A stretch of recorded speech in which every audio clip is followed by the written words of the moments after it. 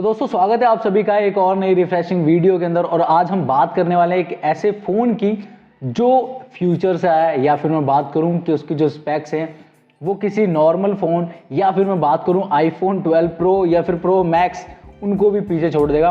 तो दोस्तों हम बात कर रहे हैं Mate 40 Pro Porsche Design RS की। तो ये जो नाम है वो इतना लंबा है कि पूरे खानदान का नाम ले लिया हो मैंने।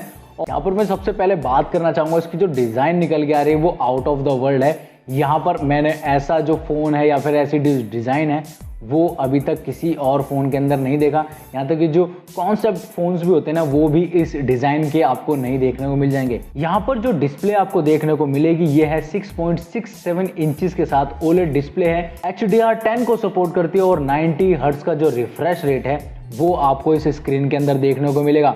वहीं अगर मैं बात करूँ स्क्रीन टू बॉडी रेशियो की तो यहाँ पर 94.1% आपको स्क्रीन दिखेगी, ना कि बॉडी। यानी कि जो बेजल्स हैं वो बहुत ही कम है, नाम मात्र के आपको बेजल्स देखने को मिलेंगे।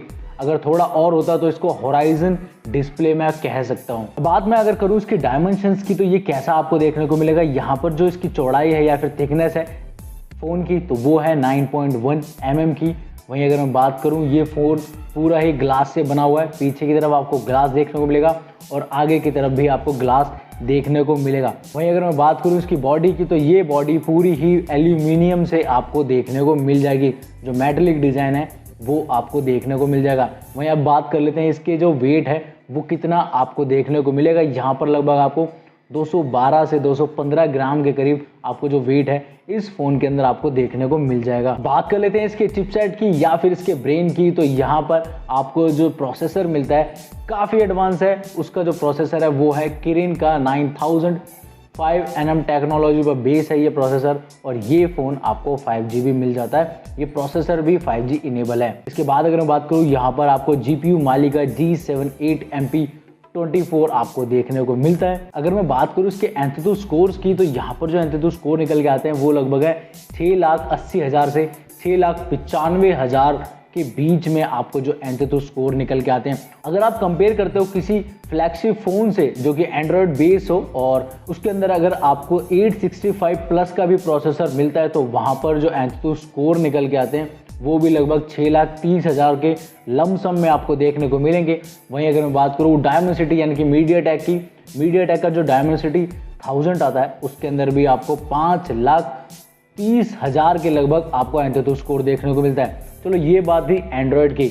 अब काफ़ी लोग बोलेंगे कि आपको A14 जो बायोनिक चिप आती है एप्पल के अंदर उससे कंपेयर करना चाहिए। तो यहाँ पर मैं ये भी कंफर्म करना चाहूँगा जो A14 बायोनिक चिप आती है एप्पल की, यहाँ पर भी जो एंथुतु स्कोर निकल के आता है वो है 5,72,233 का। जबकि अगर मैं बात करूँ ये जो स्कोर है किरिन 9000 के आगे कुछ भी नहीं है। 1 लाख का जो फ़र्क है एंथुतु स्कोर में वो आपको देखने को मिलता है। मतलब एप्पल बोलता है कि उनकी जो A14 बायोनिक चिप है वो सबसे फास्ट है, लेकिन यहाँ पर जो किरिन का 9000 है ये दोनों ही प्रोसेसर किरिन 9000 और A14 बायोनिक चिप दोनों 5nm टेक्नोलॉजी में है। जबकि अगर मैं बात करूँ 865 प्लस की तो ये 7mm पे, और जबकि बात करूँ 1000 डायमेंसिटी की तो ये भी आपको 7nm पे देखने को मिल जाएंगे। अब बात कर लेते हैं इसके एंड्रॉयड OS की। तो यहाँ पर आपको गूगल प्ले की जो सर्विसेज हैं वो देखने को नहीं मिलेगी। अब बात कर लेते हैं इसके रोम सेटअप की। तो यहाँ पर आपको 2 वेरिएंट देखने को मिलेंगे, 8GB और 256GB।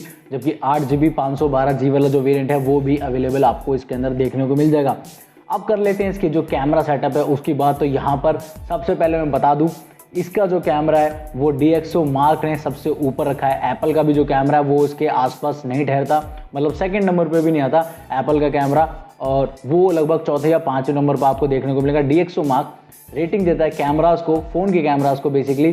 तो यहाँ पर जो मेट 40 प्रो RS है या फिर मैं नॉर्मली मेट 40 प्रो की बात करूँ वो आपको सबसे ऊपर देखने को मिलेगा कैमराज के सेक्शन में। तो यहाँ पर जो ट्रिपल कैमरा सेटअप आपको देखने को मिल जाएगा। यहाँ पर आपको 50 मेगापिक्सल वाला जो मेन सेंसर है वो देखने को मिल जाएगा।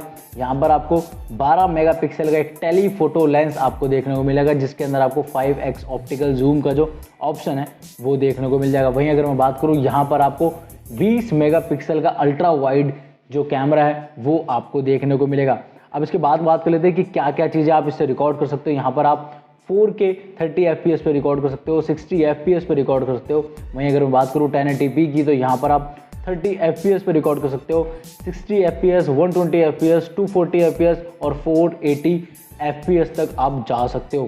फ्रंट कैमरे की बात करूँ तो यहाँ पर आपको 13 मेगापिक्सल का जो कैमरा है वो देखने को मिलता है, जिसके अंदर आपको HDR और पैनोरमा का जो ऑप्शन है वो देखने को मिलता है। पैनोरमा का जो ऑप्शन है वो अच्छे फ़ोन्स के अंदर आपको नहीं देखने को मिलेगा। वहीं यहाँ पर आप 30 FPS पे शूट कर सकते हो 4K वीडियो। वहीं अगर बात करूँ 1080p पे आप 30 FPS, 60 FPS और 240 FPS का भी जो ऑप्शन है वो आपको फ्रंट कैमरे के अंदर आपको देखने को मिल जाएगा। इस फोन के अंदर आपको कोई भी 3.5 mm का जैक नहीं देखने को मिलेगा। यहाँ पर ना ही डेडिकेटेड माइक्रो स्लॉट देखने को मिलेगा, यहाँ पर आपको हाइब्रिड सिम स्लॉट देखने को मिल जाएगा। अब बात कर लेते हैं इसकी बैटरी साइज़ की, तो यहाँ पर आपको 4400 mAh की बैटरी मिल जाती है। बैटरी के मामले में बोल सकता हूँ कि कुछ मॉडरेट आपको देखने को मिल जाता है, ना ज़्यादा ऊपर ना ज़्यादा नीचे, एक बीच का हिस्सा आपको देखने को मिलता है। लगभग 4000-4500 आजकल नॉर्मल फ़ोन्स में आपको देखने को मिल जाएगी। वहीं जो सबसे अच्छी हाईलाइटेड चीज़ है इसके अंदर वो है इसका 66 वॉट का सुपर फास्ट चार्जर। अब बात कर लेते हैं कुछ और फीचर्स की, तो यहाँ पर आपको फास्ट वायरलेस चार्जर का ऑप्शन मिलता है। यहाँ पर आपको 50 वॉट के साथ वायरलेस चार्जिंग का जो ऑप्शन है वो देखने को मिलता है। यहाँ पर आपको रिवर्स चार्जिंग का भी जो ऑप्शन है वो मिलता है, वो भी 5 वॉट के साथ। इसके बाद अगर मैं बात करूँ यहाँ पर कुछ और फीचर जो अनोखे हैं, यहाँ पर आपको ब्लूटूथ 5.0 देखने को मिलेगा, USB-C टाइप आपको 3.1 देखने को मिलेगा। वहीं अगर मैं बात करूँ फेस ID, यहाँ पर आपको देखने को मिलेगा फिंगरप्रिंट सेंसर जो कि अंडर डिस्प्ले आपको देखने को मिलेगा। वहीं अगर बात करूँ सारे ही सेंसर इस फ़ोन के अंदर आपको देखने को मिलेंगे और यहाँ पर ये फ़ोन IP68 के साथ सर्टिफाइड भी, यानी कि वाटर रेजिस्टेंट और डस्ट प्रूफ भी ये फ़ोन बन जाता है। इसकी A से लेके Z तक जितनी भी चीज़ें हैं काफ़ी हाईलाइटेड हैं और काफ़ी अच्छी हैं और काफ़ी ऊपर हैं। टॉप क्लास जो फ़ोन्स हैं या फिर फ्लैगशिप जो फ़ोन्स हैं उनसे काफ़ी ऊपर है। अब कर लेते हैं इसकी कीमत की बात और कर लेते हैं कि क्या ये इंडिया में लॉन्च होगा नहीं होगा। तो ये इंडिया में लॉन्च अभी नहीं होगा और मुझे लगता है कि आगे भी ये फ़ोन शायद इंडिया में लॉन्च नहीं होगा। अब करें इसकी कीमत की बात तो लगभग इसकी कीमत 93,000 रुपये से शुरू होकर लगभग 1 लाख रुपए तक होगी, क्योंकि इसका जो वेरिएंट है वो आपको सिर्फ 2 वेरिएंट देखने को मिलेंगे, 8GB 256GB और 8GB 512GB। तो ये जो प्राइस है वो आपको देखने को मिलेगी, लेकिन ये इंडियन प्राइस नहीं है, इंडिया के अंदर ये लॉन्च ही नहीं हो रहा है।